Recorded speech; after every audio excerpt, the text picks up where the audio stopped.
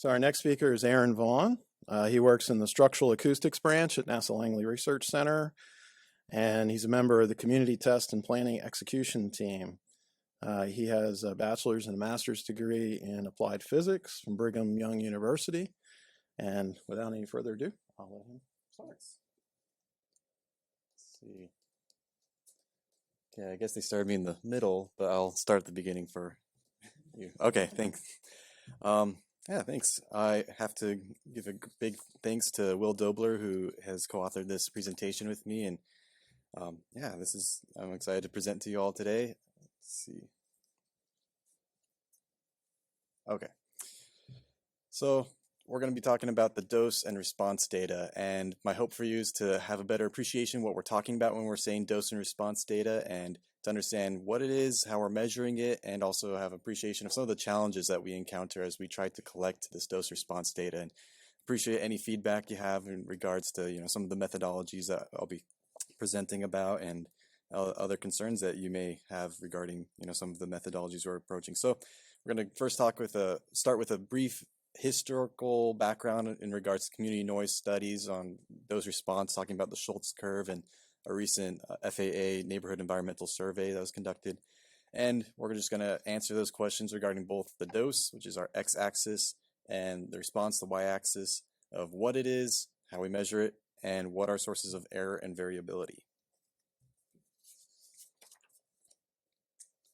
So in the context of community noise studies, the dose-response relationship commonly draws their roots to the Schultz curve. So in 1970s and 60s, there's a synthesis of several community noise studies of various transportation noises from various countries, and these transportation noises included planes, trains, and automobiles, and they were synthesized together to create some sort of relationship of your noise as your environmental pollutant and how annoyed people were.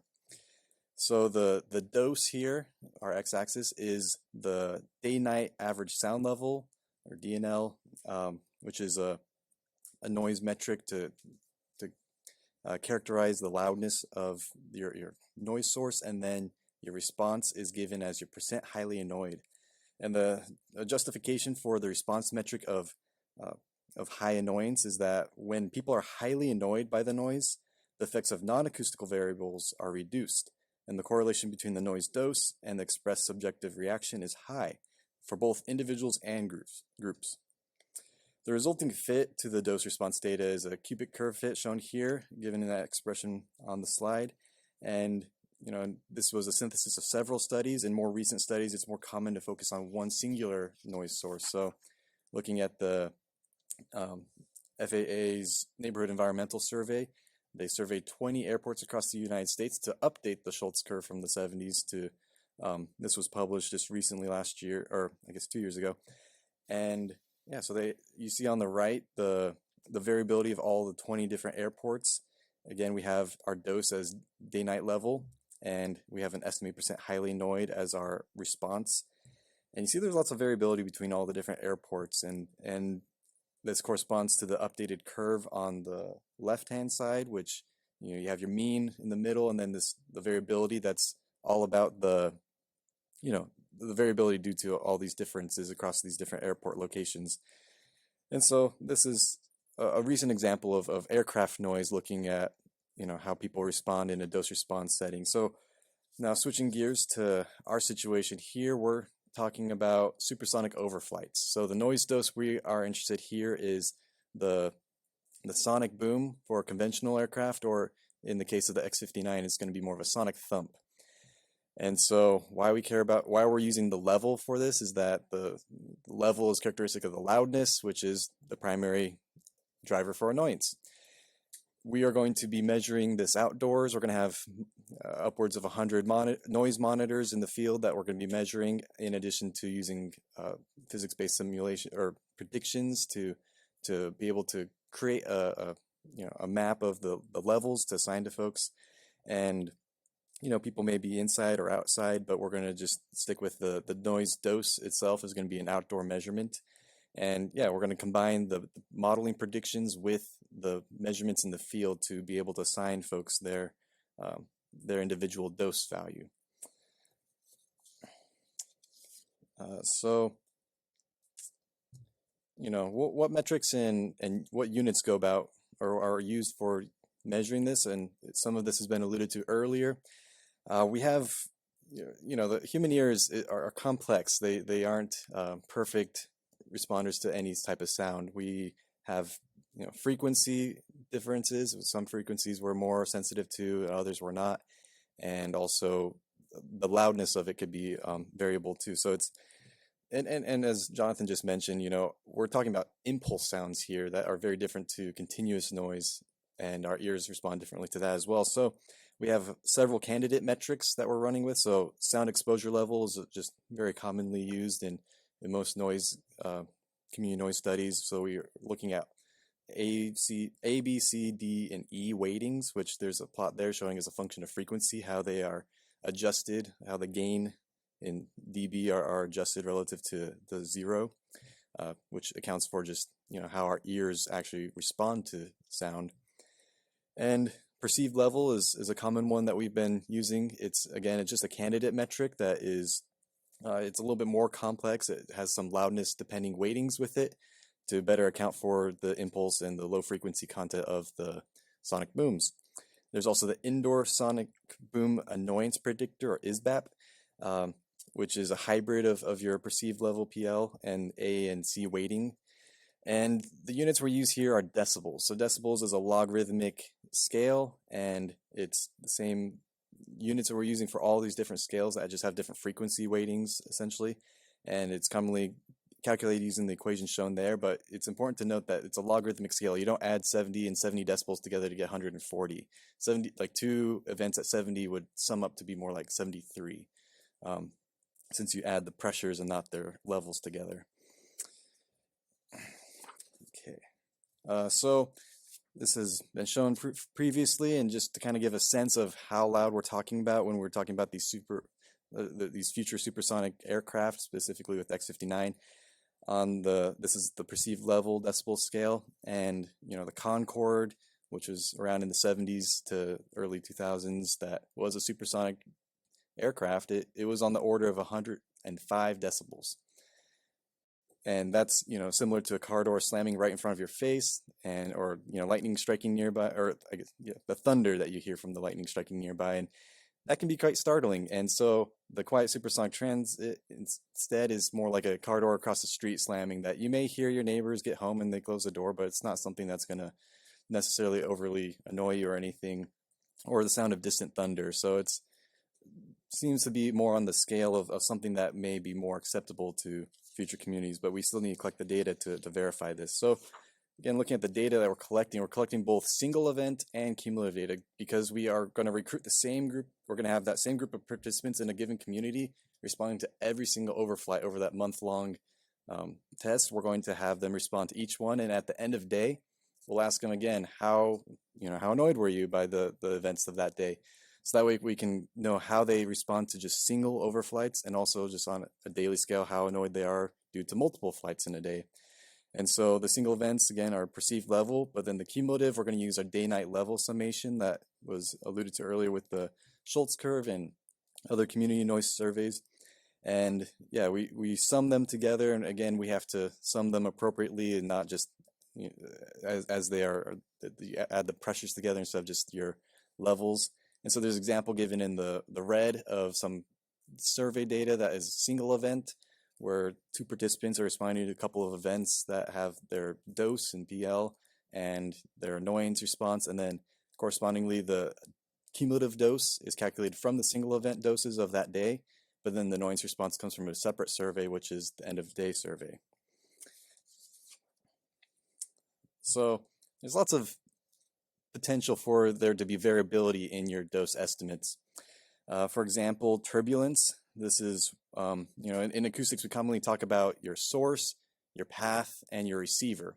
So in this case, the source is your aircraft going supersonic, creating the shock wave, and then that shock wave is going to travel along the path through the atmosphere. And once it hits the atmospheric boundary layer, it's going to fluctuate and change.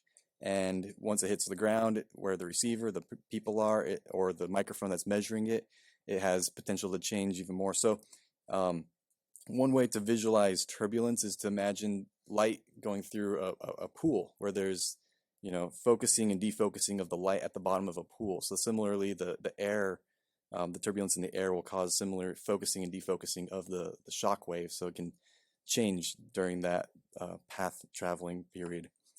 Terrain is another path-related challenge that, especially very close to the receiver, if you have, you're in the middle of a city, you have a lot of reflective surfaces, or if you're in the middle of a forest, you have foliage that can absorb the sound, and that can also change, if you have a couple microphones near a building or one that's farther away, that could potentially change what dose you measure at that local location.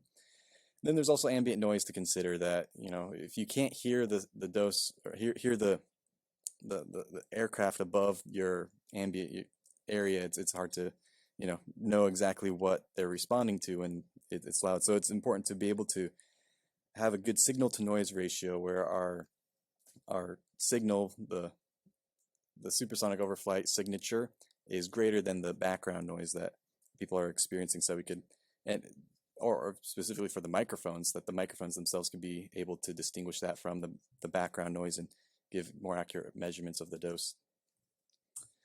So to reiterate, we are not going to be placing microphones right next to people. We're going to be having them in assigned locations throughout the community and using a combination of the measured microphone dose levels and our predicted dose levels using some physics-based code. We will assign doses to each person given their location at the occurrence of the event. So yeah, and it's just not feasible or practical to account for every single combination of what environment people are in. And so we'll just be assigning outdoor noise dose levels, as is common with other noise studies. And we'll be sure in the survey aspect to capture some of the noise environment components, such as whether they're indoors or outdoors, and talk to that a little bit more in a moment. So the methodology that we're using to combine the predictions and our measurements is using a Kalman filter. This is the proposed methodology that uses, again, we're using measurements of a sparse array of microphones in the field and our prediction tools, and this will account for the uncertainty and combine them together. And so if you have one measurement that's more precise, it will leverage that information in the Kalman filter itself. And it fuses the model predictions of measurements to minimize the variance of the combined data. And so this is the current approach that we're approaching this with. And so to kind of summarize some of our key challenges with the dose. So we have sparse field measurements. We don't have microphones at every single possible location, and we are going to be dealing with noisy environments, and there's a lot of uncertainties in both the microphone grabbing the right information, then going from the microphone and the predictions to wherever a participant is to give them a good noise dose value. And some of the strategies, we're going to try to implement some ambient noise correction methods and use the Kalman filter to combine the data that we have to give as accurate a measurement of their noise dose as we can. And we also have the luxury of the phase 2, the acoustic validation component, where we're not dealing with communities to test our equipment and also some of our methodologies to see what, where do we have concerns for some of the error. So now we're going to switch keys a little bit over to the response side of things. So the response that we're talking about is the noise-induced annoyance. So this is the person's adverse reaction to noise. So there's several different common attributes that can be used or are used in community noise studies, such as annoyance, acceptability, disturbance, unpleasantness, dissatisfaction. Here, tracing back to the Schultz curve, we're going with highly annoyed. So it's kind of the standard metric in community noise.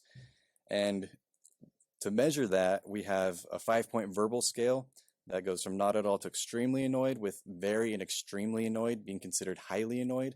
Or there's also an alternative with the numerical scale ranging from 0 to 11, with responses 8 and greater being considered highly annoyed. We're using the verbal scale. It's much easier to fit onto like a phone as people respond on a survey.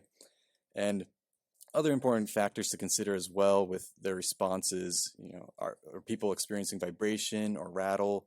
Are they indoor or outdoor? Are they startled? Also, if they're indoors, is the window open or closed? Because that changes drastically your environment. That's something that the Europeans are specifically interested in, because they more commonly than we in the US have their windows open in more pleasant times of the year to enjoy the weather. And so this next part, we're gonna just bear with me as we imagine that we are in a community test and we have just heard a sonic thump. Okay, so the thump just occurred at, let's see, it's 2:15, and where were you at this time? So you would have the option to select home, work, or somewhere else. So if you work here, that's an easy pick, but if you're somewhere else like me, I would then have the option to pull up on my screen and select where on a map or enter an address as to where I was. This is very important for being able to assign an accurate dose. So did I hear the thump? Yes, I did. If not, I skip ahead because it doesn't make sense to answer questions about how annoyed you were when you didn't hear it in the first place. So here's the key question here on the surveys. How much did the sonic thump bother, disturb, or annoy you? And here we're using that 5-point scale that we talked about, not at all to extremely. So I'd select the choice there and then respond to a couple yes or no questions, such as, did the sonic thump startle you? Vibration is motion. The motion can be seen, felt, or heard. Did you see, feel, or hear vibration from the thump? So we want to make sure it's clear what we're asking about when we're stating what vibration is, and similar for rattle. It's a type of noise that occurs when an object moves due to vibration. So you answer yes or no there, and indicate whether you're indoors or outdoors, because that drastically changes your listening environment. And if you're indoors, was the window open? Because again, that changes your listening environment drastically. And of course, any additional comments. So there's lots of sources for variability in your response. Aside, some of these are unquantifiable or inestimable. One aspect is response latency, which is the time difference between responding to a survey and experiencing the boom. Perhaps their perception of the event is clouded or changes over time. The participant's listening environment may impact their perception. Maybe they're in the basement, could barely hear the boom. Their activity and expectations of quietness during the boom may also have an impact. Perhaps the quiet boom would be more annoying to someone that's trying to finish their data work slides than right before the deadline than it is otherwise. Maybe someone just slept poorly, woke up on the wrong side of the bed, so any little thing may be more annoying that day. There may be a difference in how each person uses the scale, and there might not be a clear transition between those points. And participants will also be responding over the course of a month to several surveys a day, and that could be upwards of 100 over the month, and that could be a little bit fatiguing potentially, though there is a monetary incentive built into it to help keep participation rate up. Finally, there could be effects such as carryover, where the previous responses influence the current response. And Jonathan alluded to this a little bit, but I'll just take a brief dive into an analysis that we did recently on carryover effect, where because we have participants responding to multiple surveys, their previous responses could be impacting their current response. This isn't as common in other noise studies where it's just a year-long average noise level is assigned to them and they respond to one survey about that noise source, such as aircraft. So here we're dealing with multiple responses, and so we're looking at it in a graphical sense here where we have our current dose on the X and our previous annoyance rating on the Y. So if there was no carryover effect, we'd expect to only see a relationship between our current dose and our current annoyance given in the color. But as we note here, as you go vertically up, there is an increase in the brightness of the color appears, which indicates that your previous annoyance rating is causing you to be more annoyed on the subsequent one due to your previous response annoyance. So in essence, this is saying that because of the longitudinal design of the study, we need to account for the potential of this type of bias. And so we want to take action to mitigate this or to just at least account for it in our future studies. So some of the mitigation strategies is to vary the order of the doses so you can be able to fill out this square and be able to do analysis in this form, or do a regressional analysis that can also give you some information regarding carryover effect. So to summarize some of the key challenges for the response, we're looking at a handful of studies, 4 to 6 studies that we're going to test across the US and potentially internationally, and we want to collect their responses instantaneously, and we need to have that information location that we're gathering, which can be a challenge, and we're trying to avoid all the different forms of bias and also keep people from, leaving the study, keep them focused throughout the whole time so that we can get the accurate response that we can from them. And yeah, we talked about some of the strategies, such as we're going to, I guess I didn't mention this earlier, but there's going to be a survey study that we're going to do that's not going to actually have any aircraft flying, but just to test out our survey methods to make sure that they're robust and that we can actually get the instantaneous responses that we want. And we're going to, as Jonathan mentioned, we're going to have a media strategy where we work with our PAO folk, but we also don't want to add bias by having people, thinking NASA's great. So we're going to say, yes, let's have super fast aircraft, but we really need to collect unbiased data as much as we can to really get the public's opinion regarding this. And the cash incentive is going to be part of the survey collection so that we can incentivize people to continue to participate, not so much to say yes or no, but just to keep participating. So in conclusion, we've answered the questions of what is dose and response, how do we measure it, and what are their sources of variability and error. So just take it away that noise dose, it's the loudness, it's the level of the individual supersonic flyover events, and the response we're trying to grab is how annoyed are people. So there's some references there, and thank you. Happy to take some questions.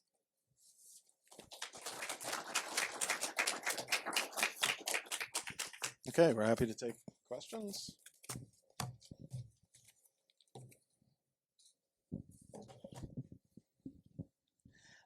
Can you go back 2-3 slides maybe, where you were showing the, this one. Mm-hmm. So percent annoyed, is that the percentage of people that are annoyed? Yeah, so as a function of the dose, how many people are annoyed in that given dose bin. So yeah, we could plot it as an individual potentially, but that's not the objective. We want to know the general population, how they are responding as a whole. Okay. Thank you. Other question?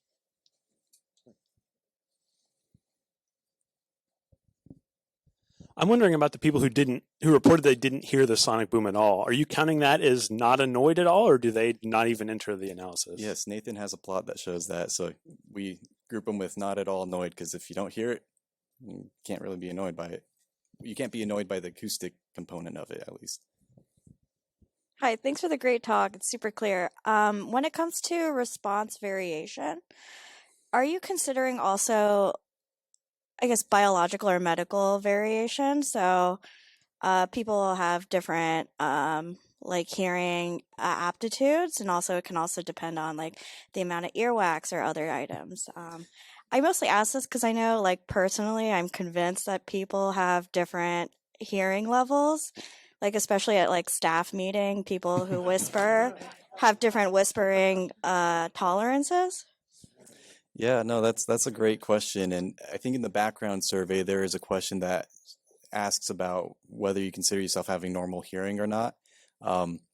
We do collect demographic information like age, because, as we age, due to the environments that we are exposed to, we do have noise-induced hearing loss. And so, yeah, we're not going to go and administer a hearing test to each individual participant. We're not going that far with it, but we do try to get some information regarding it. And yeah, that is a very common thing in listener studies, that beforehand they do some testing to make sure that people do have, relatively normal hearing across different frequencies, to make sure, that's not as a biased component to it. So I'm going to ask a question that came up on the chat. Okay. Somebody asked about, do you consider frequency of occurrence? So for example, 175 dB event versus 10 events per hour. And how do you compensate in that? Yeah, so right now the plan is to have between 1 and 6 events in the current study, and future efforts or future supersonic operations are going to be somewhat on that order. We are looking at some analysis methods that do consider, are people annoyed, end of day response, are they more annoyed by the loudest event, or is it the number of events? So we're considering some of that. But yeah, the single event data seem to be some of the driving factor in determining some of the potential certification standards in the future. But yeah, no, that is something that we're interested. It's not the primary focus to understand, the number of events in a day, but it is designed to be more, be realistic of future operations of there being upwards of 6 or so events. All right, I'm back. All right, so my question, I have two questions actually. The first one was the engineering process. You mentioned from a biological perspective that we all hear sounds, right? Mm-hmm. Was that information fed back to the engineering team when they developed the aircraft? I'm not a big sonic boom guy, so I don't know what can actually be changed in that. But was there any process there where they kind of tried to design the aircraft to produce a different sonic boom or something where the frequency didn't interfere as much? So just kind of curious if there was a feedback mechanism between the two groups. That's question one. Yeah, that's a good question, and I don't think I have a full answer or satisfactory answer to that. I'd probably just say, we know that the loudness of it is driving a lot of the annoyance, and so if we can just cut it as quiet as possible, I think that's the primary goal of it, is to make it as quiet as possible, and then see if that level that we've cut it down to is going to be acceptable for future studies. So I don't think there is, I don't think it's going to be like, hey, let's get it like in the 100 hertz bin, let's up that a little and decrease it in 1,000 hertz bin or something like that. I don't think it's quite to that extent. I think it's more of just like as was talked about earlier, that they have the shock waves that are separated so that when they hit the atmospheric turbulence, they each individually decrease and don't coalesce together. So it's just, trying to cut it as much as possible, not too much of like specific frequency shaping, I would say. I think there are certain frequency shaping that occurs due to the process, but I don't think it was as intentional to, certain frequencies that people are more or less annoyed to per se. Thank you. And the second question I had was, are there any considerations for, I'm assuming that your population that you're sampling here is going to include all age groups. Is there any consideration for the younger generation and their technology-dependent pods in their ears in the survey process, right? Because, it could be quite possible that they just don't hear, or are you assuming that that's part of the representative population? Yeah, so I think it's 18 and older is going to be the cutoff for it. There is, that just much easier across the board with surveys is that, you just work with the adult population.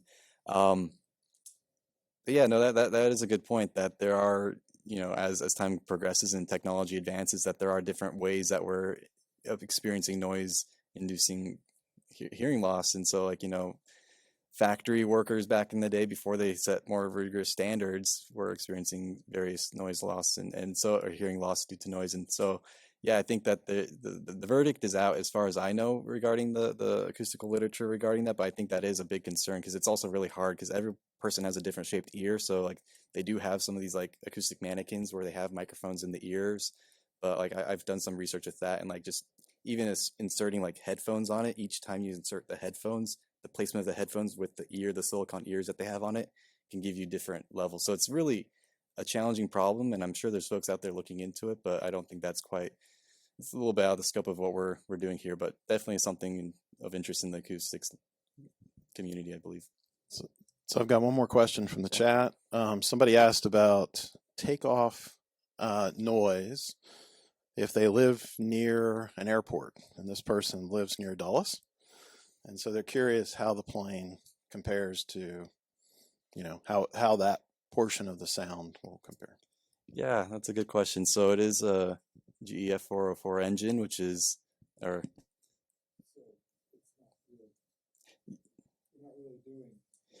yeah, as Peter's saying, it's not really it's outside the scope of this. It is a military aircraft engine, so it is that, but it's not the primary focus. I'll let Peter talk to that.